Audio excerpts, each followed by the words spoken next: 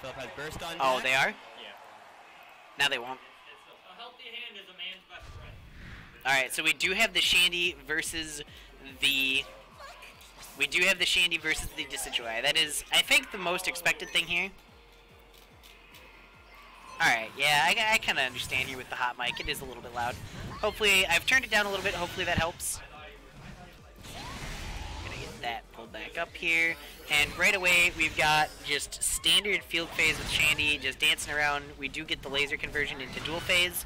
And MLJR going in with the Emolga, managing to cover some ground. 8Y actually hitting in what I would have expected to be the dead zone.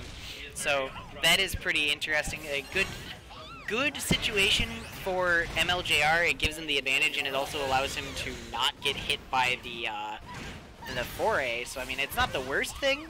But we do have this 5Y pressure coming out from Helios, and it's really just stuffing anything that MLJR was trying to do there in the corner. Back to field phase, we've got our homing attacks to finally get in. Now MLJR's got the corner pressure. He's going to just try to give the mix-ups. And oh my god, I thought that move was unreactable, guys. It's crazy. Helios, he's like, just, I don't know how he did it. He saw aerial ace coming in and he just overheated. Like, I thought that move was unreactable. That's amazing. Wow. It's, whoof. Alright, so back to the second round. We had some really solid laser pressure coming out from Helios, trying to get that shield break to eliminate MLJR's burst meter. MLJR just taking the dual phase and saying, you know, I want some damage on you. Helios opting for Will-O-Wisp and Flame Burst pressure. We do get a couple of hits to take the synergy away. That fully charged counter is going to break the stuff. We've got 2Ys and Hexes. Hexes, well, that one was actually, it was 2Y into Hex. You can't, that is actually a combo. I mean, 2Y is unreactable. You're right. I'm just saying. And oh my goodness. Okay, so Helios was expecting the second homing attack there, and I think maybe even slightly charged, or maybe even just fully charged. We do have support on deck for Helios, and we've got burst up. I mean, he might as well use it. He really wants to get this round. He's playing really carefully, trying to bait out this burst attack, just like he did. He did the dash forward, and MLJR was a little late on the burst. We've got Helios just saying, you know, I'll get some chip damage too.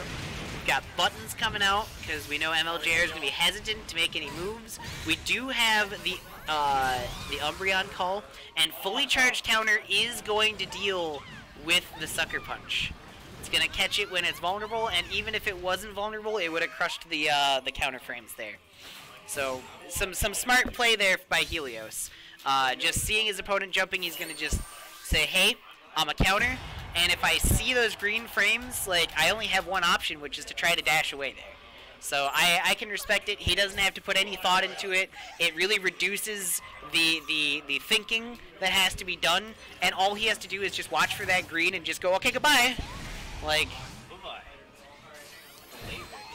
that's what we call, you know, streamlining the process and, you know, really just reducing the things that the player themselves has to think about while they're doing things. It's how you see such good reactions out of people, is they simplify what they need to do, and they reduce their options and their plans.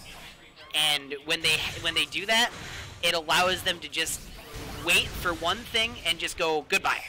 And right there we saw an overheat at max range, crushing the counter that was coming out from MLJR. And this is looking like, oh hey, I do have to update the scores, because Helios did take game one.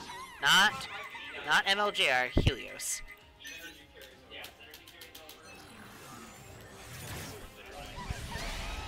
Privileged.